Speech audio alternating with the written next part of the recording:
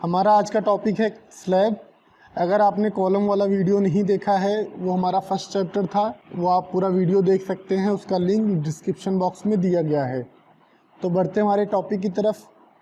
Slab में हम सबसे पहले देखेंगे स्लैब को कितने पार्ट में क्लासीफाई किया गया है। तो स्लैब को हमारा दो पार्ट में क्लासीफाई किया गया है। फर्स्ट है हमारा वन वे स्लैब और सेकेंड वन है हमारा टू वे स्लैब। अब हम देखेंगे डिफरेंस क्या होता है वन वे स्लैब और टू वे स्लैब में। अगर हमारा सपोज़ ये हमारा स्लैब है और ये हमारा है शॉर्टर स्पॉन को हम बोलेंगे LX और हमारा जो लॉन्गर स्पान है इसको हम बोलेंगे LY। अगर हमारा LY by LX greater than 2 है, अगर हमारा LY बाई LX का जो रेशियो आता है ग्रेटर देन 2 आता है, मतलब 2 से ज़्यादा आता है, तो ये हमारा वन वे स्लैब हो जाएगा। अगर हमारा LY बाई LX 2 के बराबर या 2 से कम आता है, ये हमारा हो जाएगा टू वे स्लैब। अब हम एक एग्जांपल देखेंगे, उस एग्जांपल के ज़रिए हम जानेंगे कि क्या डिफरेंस होता है वन वे स्लैब और टू वे स्लैब में। जैसे हमारा ये स्लैब है और इसमें LY जो है हमारा 6 दिया हुआ है और LX है हमारा 3, मतलब ये हमारा 3/6 का एक हमारा स्लैब है। तो हमारा अगर हम LY बाई LX करेंगे तो LY है हमारा 6 डिवाइड बाई 3, तो हमारा 2 आ जाएगा।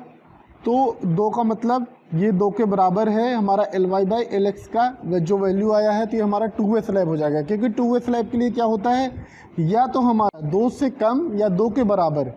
अगर ये हमारा 2 से ज़्यादा आ जाता तो ये वन वे स्लैब हो जाता, लेकिन ये हमारा 2 के बराबर आया, ये हमारा टू वे स्लैब हो जाएगा।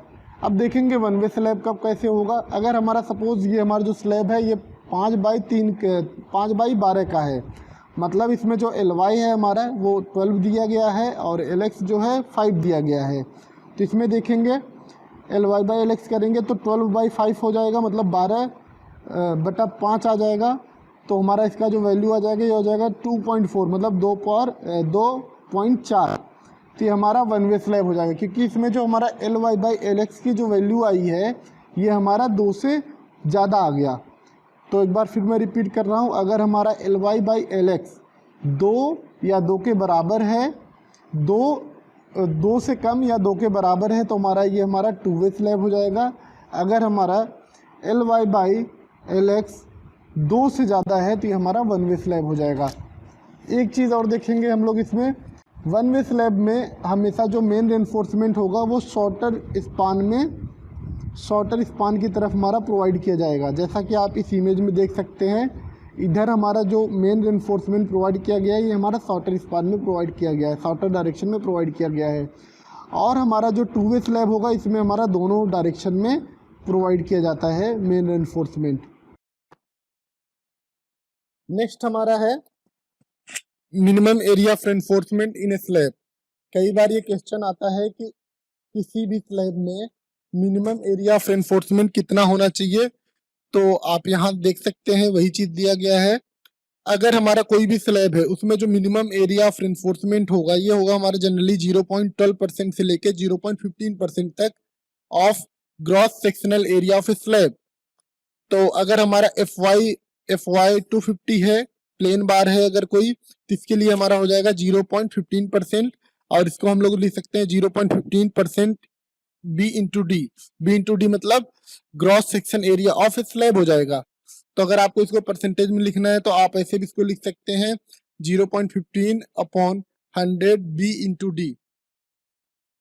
अगर हमारा वहीं पे HYSD बार है 415 और HYSD 500 है, तो उस जगह पे हमारा क्या हो जाएगा 0.12% हो जाएगा। और आप इसको इस तरह भी लिख सकते हैं 0.12% B इंटू डी। यहाँ भी B इंटू डी आपका क्यों है, क्योंकि B इंटू डी से हमारा क्या निकल रहा है, gross section area of slab निकल रहा है। अब हम बात करते हैं maximum area of reinforcement in A slab. अभी हमने बात किया मिनिमम का, मिनिमम जो हमारा होगा 0.12 से 0.15% तक हो जाता है। अगर हम बात करें मैक्सिमम की, तो मैक्सिमम हमारा जो होता है 4% of gross sectional area of slab हो जाएगा। तो FY अगर आपका 250 है, FY 415, FY 500, तीनों के लिए हमारा क्या हो जाएगा 4% इंटू B इंटू डी। कई बार ये क्वेश्चन आया है आपको इस चीज को वैल्यू याद रखनी है, मिनिमम हमारा होगा 12 से 15% और हमारा जो मैक्सिमम हो जाएगा 4%।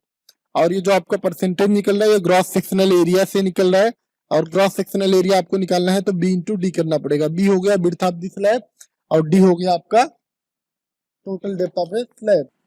अब हम देखेंगे स्पेसिंग। अगर हमारा कोई भी स्लैब होता है तो उसमें एक मेन रेनफोर्समेंट होता है और एक होता है हमारा डिस्ट्रीब्यूशन रेनफोर्समेंट होता है।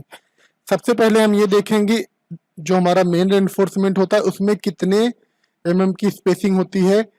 तो फर्स्ट होता है आपका 300 mm। अगर ये आपका 300 mm होगा, नहीं तो ये आपका 3D होगा। अब 3D में जो D है हमारा, ये हमारा स्मॉल d होता है, इसको हम बोलते हैं इफेक्टिव डेप्थ। इसमें से जो भी कम होगा आपका वो हो जाएगा आपका स्पेसिंग ऑफ मेन रेनफोर्समेंट। अब हम बात करते हैं डिस्ट्रीब्यूशन रेनफोर्समेंट में कितने mm की स्पेसिंग प्रोवाइड की जाएगी। तो इसमें हमारा होता है 450 mm या तो हमारा 5D। यहाँ भी D आपका इफेक्टिव डेप्थ है। और इस इमेज में आप देख सकते हैं स्पेसिंग किसे बोलते हैं। यहाँ पे सेंटर टू सेंटर जो हमारा मैक्सिमम हॉरिजॉन्टल डिस्टेंस होता है बार, जो हमारा बार है इसके बीच में, इसे हम स्पेसिंग बोलेंगे। नेक्स्ट हमारा नेक्स्ट टॉपिक है नॉमिनल कवर। इसमें हम ये देखेंगे मिनिमम नॉमिनल कवर स्लैब में कितना प्रोवाइड करेंगे।